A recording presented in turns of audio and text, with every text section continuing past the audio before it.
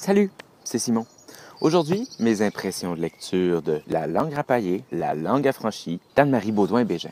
J'ai découvert le blog entoucas.ca d'Anne-Marie Beaudoin-Bégin alors que j'enseignais. J'avais vraiment beaucoup aimé ses articles. J'en avais lu plusieurs l'un à la suite de l'autre. Elle s'est consacrée pour un certain temps à une thèse de doctorat et en 2015 et en 2017, elle a publié ces deux ouvrages qui sont deux ouvrages de vulgarisation en linguistique. Née en 1976 en Beauce, elle a fait des études de linguistique à l'Université Laval et elle y est maintenant chargée de cours. Elle se spécialise en sociolinguistique historique du français. Elle est connue sous le pseudonyme L'Insolente Linguiste sur Facebook. La langue rapaillée a comme sous-titre « Combattre l'insécurité linguistique des Québécois » et la langue affranchie, se raccommoder avec l'évolution linguistique. Bon, il y a des différences, des nuances. Je vais tout de même présenter les deux œuvres ensemble. Un des blocs de base sur lequel elle construit son argumentation, c'est que les Québécois, les Québécoises souffrent d'insécurité linguistique. Cette insécurité linguistique-là se transmet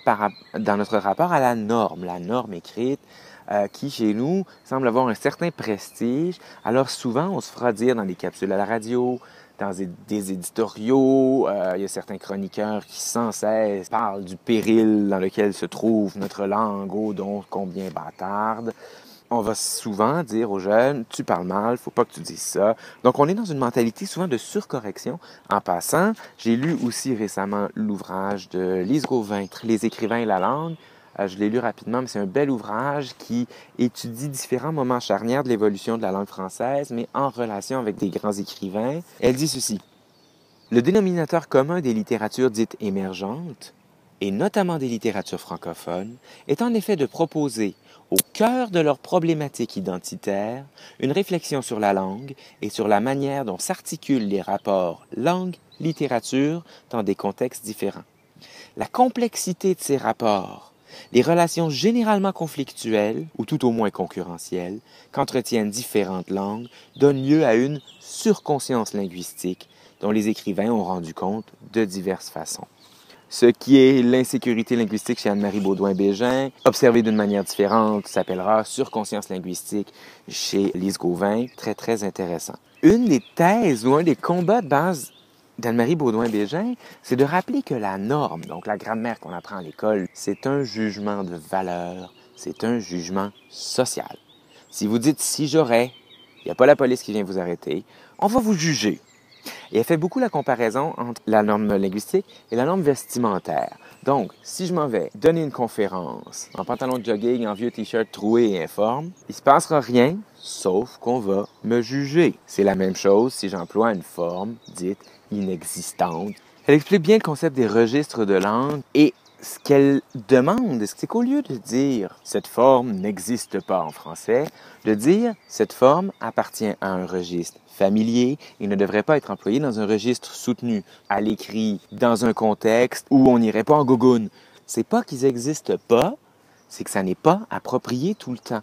Donc, au lieu de punir les gens, les faire se sentir coupables, d'expliquer dans quel contexte, quelle expression est appropriée. Les autorités langagières n'ont pas à vous dire comment parler. Elle réfléchit aussi beaucoup aux anglicismes. Au Québec, on vient qu'à considérer anglicisme interdit. La langue anglaise, en ce moment, c'est la lingua franca, comme l'a été le latin. C'est la langue universelle du commerce, des communications. Toutes les langues au monde sont infiltrées par la langue anglaise. On a la particularité que chez nous, le rapport à la langue anglaise est aussi modulé par notre rapport historique. Donc, ça devient un petit peu plus problématique. Est-ce que tous les anglicismes sont à proscrire? Dès que c'est un anglicisme, dès que c'est un emprunt anglais, faut pas le dire? Non. Elle donne les exemples classiques qui montrent que ce qui est un anglicisme est arbitraire. Si vous aviez envie d'employer le carré Saint-Louis à Montréal, le carré Diouville, carré dans le sens de place publique, non. Anglicisme, veuillez employer plutôt square.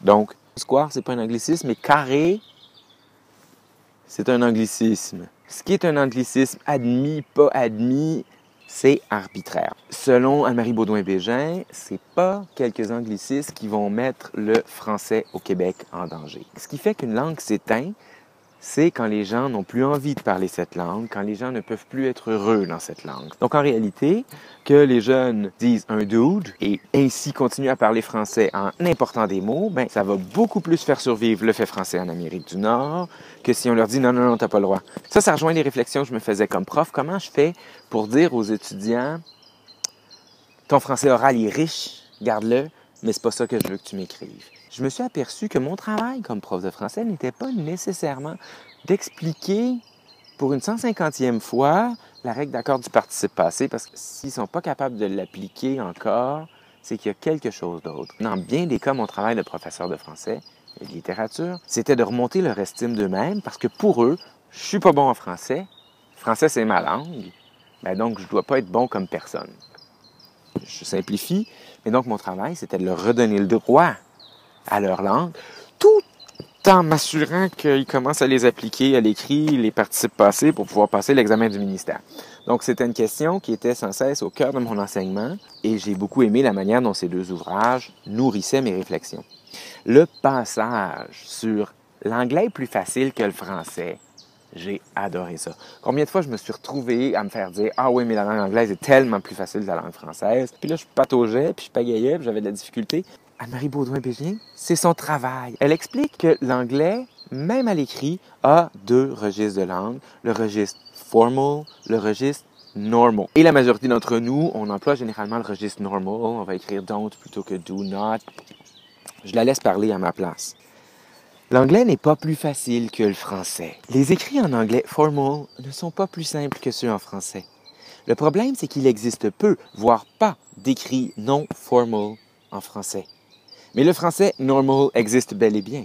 On l'entend quotidiennement. Le nœud de négation tombe, la morphologie verbale se simplifie, l'accord du participe passé est imperceptible, la règle de tout inexistante. Mais le français normal n'est pas légitime. Il n'est pas permis. Il n'a pas le droit de citer. Il est du mauvais français, tout simplement. Du français paresseux. Du français de nivellement par le bas. De la dégénérescence. L'anglais a donc l'air plus facile parce qu'il donne la permission à ses locuteurs d'utiliser des formes simplifiées. Les francophones le font aussi, évidemment, mais ils se font taper sur les doigts lorsqu'ils le font. Parce que lorsqu'ils le font, selon les aristocrates de la langue, ils nient la beauté du français. Ils refusent son prestige. Ils ne voient pas que c'est dans sa complexité que le français prend sa valeur. Mais le temps du prestige est révolu. C'est beau?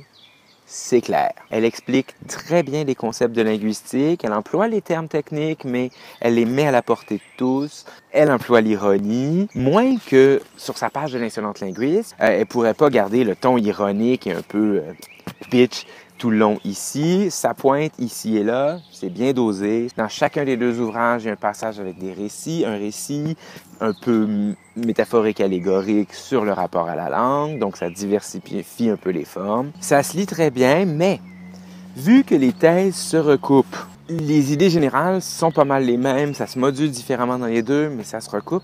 Je vous recommanderais de ne pas les lire l'un à la suite de l'autre comme moi j'ai fait. Il y a un sentiment de redondance. Lisez un, attendez, lisez l'autre. J'ai bien aimé ces deux ouvrages. J'ai aimé les lire aussi vivant en Europe en me demandant si un Suisse, une Suisse les lisait, est-ce qu'il viendrait chercher autant d'informations que moi? Et je crois que oui. Et d'ailleurs, j'ai trouvé un article, je vous le mets dans les liens, qui développe le point de vue belge. J'aime beaucoup que les questions qu'elle emmène viennent prendre la place dans les débats publics au Québec et je trouve que ça souligne bien un sentiment que j'ai depuis quelque temps.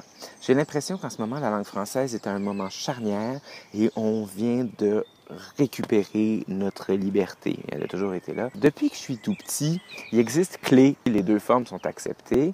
Ben, on a la même chose avec la féminisation. Certains vont dire auteure, d'autres vont dire autrice. Et on a la même chose avec la fameuse réforme de 90-91. Il y a 2-3 ans, là, c'était le gros scandale en France. Ah, mon Dieu, où est-ce que s'en va la langue française? On peut maintenant écrire oignon, pas de i. Cette réforme-là, c'est une réforme qui, justement, permet l'ancienne comme la nouvelle forme. L'usage déterminera. Donc, tout d'un coup, ça nous redonne une liberté. Et puis moi, comme écrivain, j'ai envie de la pousser encore plus loin, cette liberté-là. Moi, j'ai envie d'écrire heureux avec un S. Comme ça, le féminin va être régulier. J'aurai juste besoin d'ajouter un E. Alors voilà, c'était mes impressions enthousiastes de la langue rapaillée et de la langue affranchie d'Anne-Marie Baudouin-Bégin. Aimez, commentez, partagez. et bonne lecture.